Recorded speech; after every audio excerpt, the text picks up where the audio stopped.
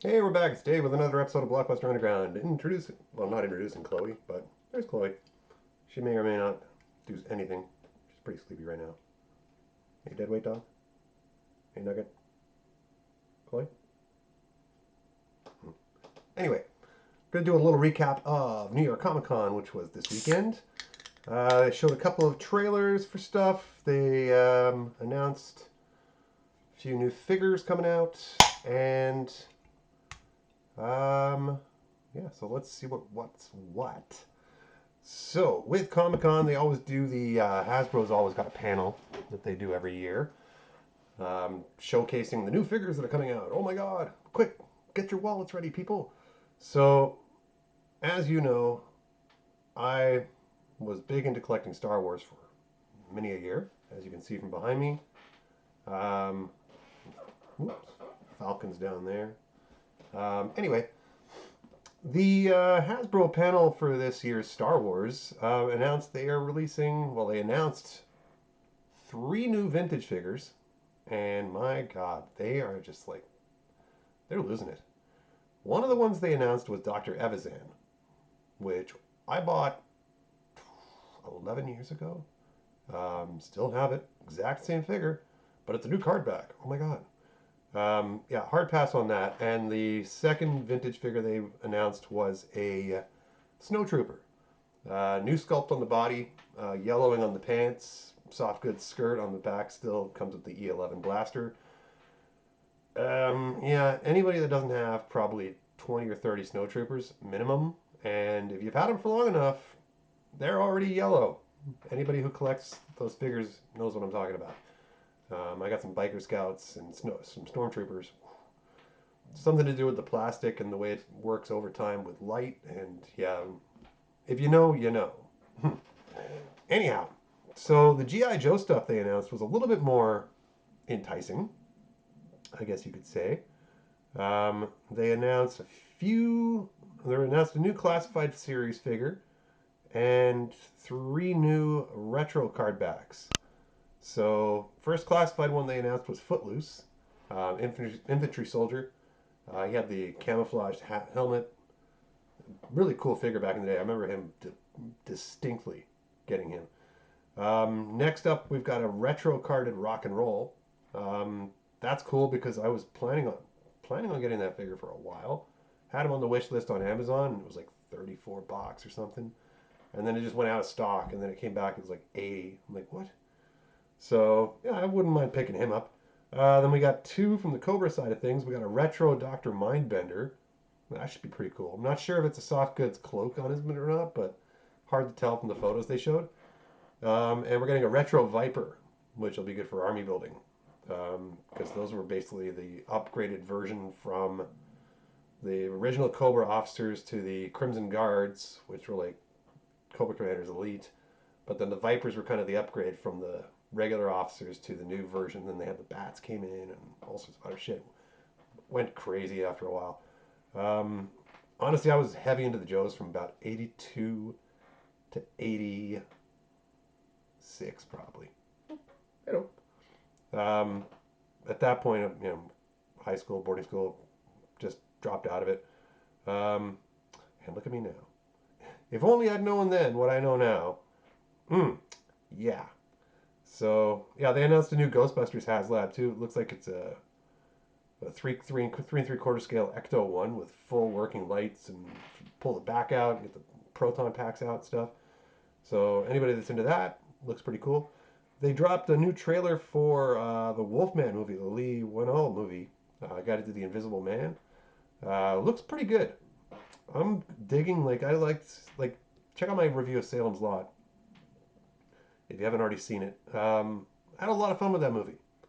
Not the greatest horror film in the world or any sort of bullshit or like rah rah roo, but yeah, Salem's Lot was a lot of fun. This looks like a lot of fun. Um, Typical, one location shoot pretty much. Looks like they're in a house in the middle of nowhere for a better part of the movie. So helps on the budget. I mean, the Blumhouse stuff's usually low budget anyway, but either which way, that comes out in January at some point. So that's going to be pretty cool to see. Another thing I've been seeing online recently is people are losing their shit about the steelbooks for Deadpool and Wolverine not showing up. One guy posted, I saw on Facebook post, and he was like, ordered the two different steelbooks because there's different artwork on each one. One's Deadpool, one's Wolverine. So I guess some people are like, I must have both, even if it's the same movie. Oh, keeping you up, fucking dog. But yeah, so people are dropping like 65, $70 per on the steelbooks, and then they're getting notifications saying shipment will be delayed. You'll get it sometime around mid-November. And it's just like, honestly, I'm gonna go to Walmart on Tuesday after work and probably just pick up the regular 4K for like probably $34 or something, and I'm good. I mean, I get it. Some people are super collectors when it comes to shit like this, and they've got to have everything. But I mean, when it comes to movies, I would only double dip on a title if a new version came out with extensive behind the scenes bonus special materials. I've done that a couple of times with some Criterions. Recently just did it with In the Heat of the Night. I got the 4K of that, which includes the entire TV series spin off that they tried to do following the success of the original movie in '67. So stuff like that I can get it, but buying the same movie, like, unless you got mucho grazie. Speaking of which, I looked up the Taylor Swift concert seats for Toronto. Holy fucking doodle. Remember the video I did a couple weeks ago about the seating plans for Leafs games? Holy shitballs. This one, fucking $2,300 for the nosebleeds. And if you want really good seats with VIP access, you're coughing up 24 grand each.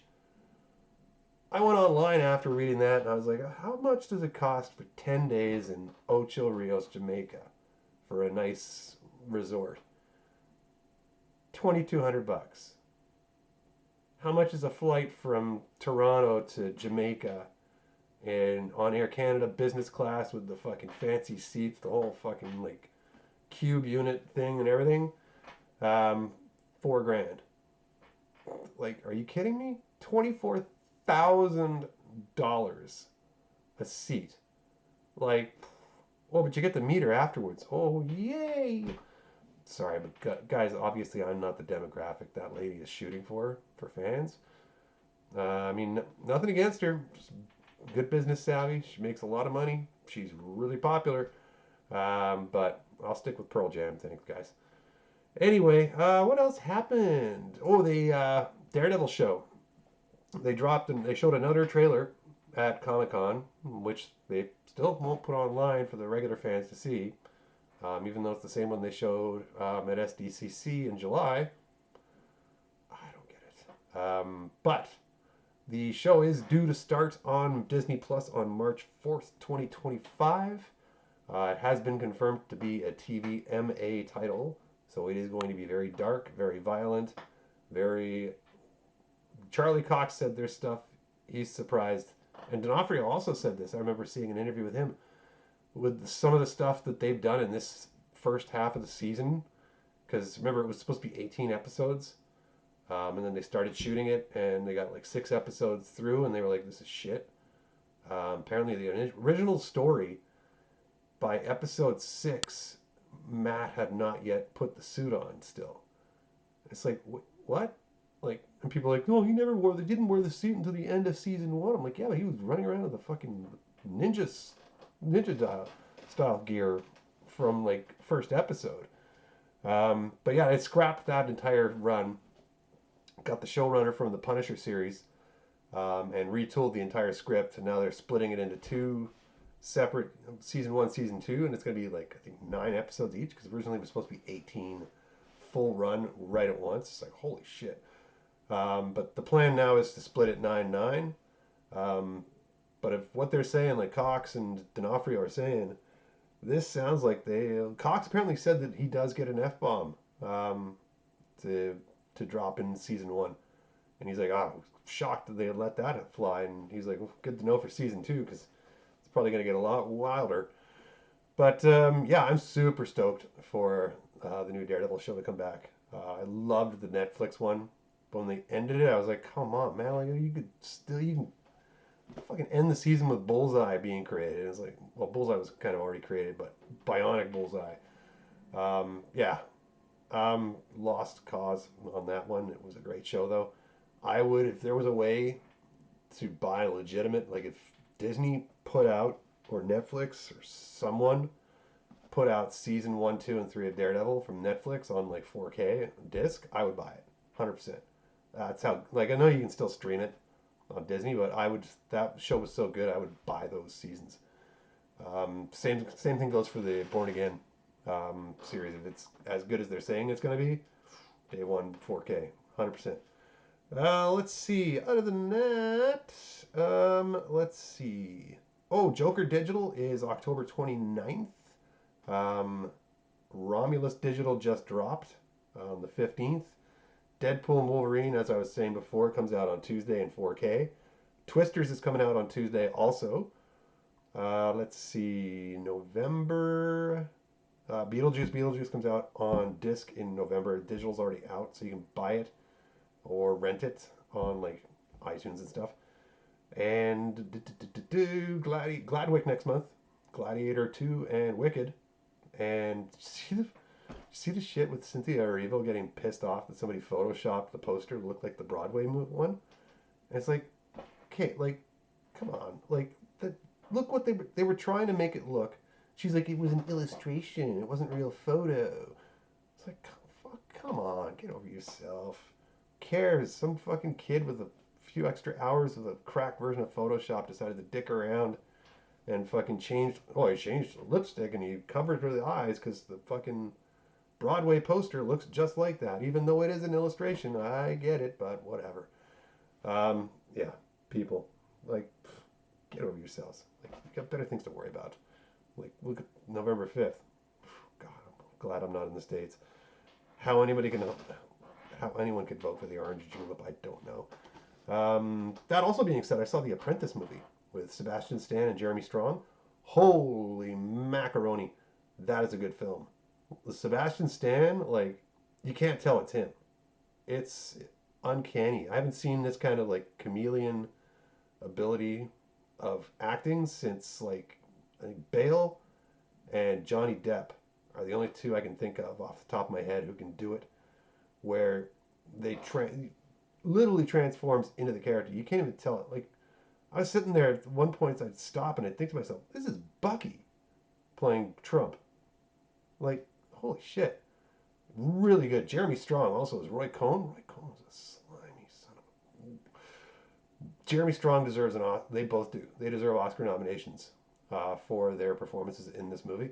I would even go so far as to say Maria Bakalova deserves an Oscar nomination for playing Ivanka Trump.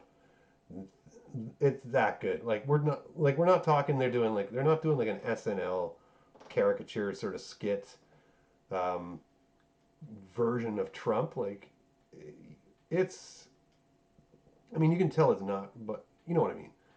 Really good movie though. You get to see it. It was playing in theaters very briefly here, so look around. It's probably playing somewhere. It'll be on streaming sooner than later. Trump actually was so mad about this movie, he tried to get it blocked. He sent them a cease and desist letter saying it's completely fucking made up and all this bullshit. I was like, I've read some books, dude. Yeah, monster. That's all I can say. Anyhow, The Apprentice, Twisters, okay. Just doing a mental rundown here. Beetlejuice. Joker on 4K disc is December 17th, while I think of it. And let's just pull up the page here, make sure I'm not forgetting anything. You okay, Chloe? Silly dog. Let's see here. Criterion January releases. Ooh, what's this? Yojimbo's coming out in 4K. The Grifters from 1990. JoJo Dance of Your Life is Calling from 86 coming out 4K.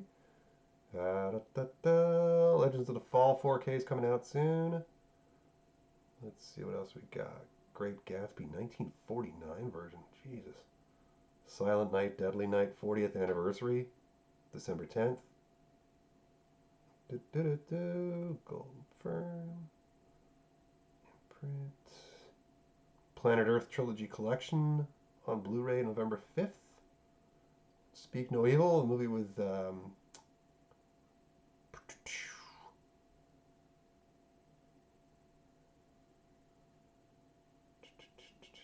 no, that's the original version. Speak No Evil. Yeah, December 2nd. So that's the original. I think it's a Dutch movie, but then they remade it. Um, Internal Affairs 4K, December 17th. That's the remake of the original Asian version with Andy Garcia and Richard Gere. Hatari 4K, not Atari, Hatari, an old John Wayne movie. That's December 10th. Arrow, First Look Sucks, Watchmen, Infinite, Alfred Hitchcock, iconic film collection, November 26th. That's going to be 6 of his movies in a 4K box set. It's going to be, just for good measure, Rear Window to Catch a Thief, Vertigo, North by Northwest, Psycho, and The Birds. So that's a pretty good set for the ones for people who aren't really into Hitchcock, because he did a fuck ton of movies. But yeah, if you're looking for just like the hardcore main 6 probably most talked about movies, a lot of them are on the AFI greatest movies of all time list. Hellboy redo is coming out December 17th. Looks like that's about it for now. Legends of the Fall. God, I wish we got the fucking. We get so screwed here in Canada for pricing on Amazon. It's unbelievable. Well, I remember Prime Days a couple weeks ago. Some dude posted on Facebook, and he's like, he got Ministry of Ungentlemanly Warfare for $12 in 4K Steelbook. I'm like, what? Looked on here. Cheapest one we had was the Blu-ray, was 38. It's the problem too. Lionsgate for some reason will not distribute their movies in Canada for some dumb reason. So anytime any of those movies hits like theaters or streaming or 4K, chances are we're not getting it here. Same thing happened when Clerks 3 came out, for example. That was a pain in the ass trying to find. Speaking of which, Clerks actually played here at the local theater, I think last night. Anniversary of the release. So, and oh yeah, we're getting Dogma finally on Blu-ray and 4K next year. Not sure how the hell that happened, because the last I'd heard is that Kevin Smith went to Harvey Weinstein, who owns the rights to the movie, and Weinstein basically told him to go fuck himself. Um, but some apparently third party has now somehow got the rights to it. So Smith is planning a theater tour next year, as well as a 4K and Blu-ray release of the movie, which has been out of print for so long, it's ridiculous. I got lucky. I got the DVD collector's edition on Facebook Marketplace for like $20. The Blu-ray, which I had at one point a long time ago, you're looking at probably over $150 for the Blu-ray. So a nice new re-release of that will be much welcomed, and will be definitely be added to my collection. Anyhow, this video's ran on for a little longer than I thought it would. Chloe, you want to say anything to the crowd? No, she's. It's a Sunday for dogs. Anyway, let me get this posted up, and we'll catch you on the next video.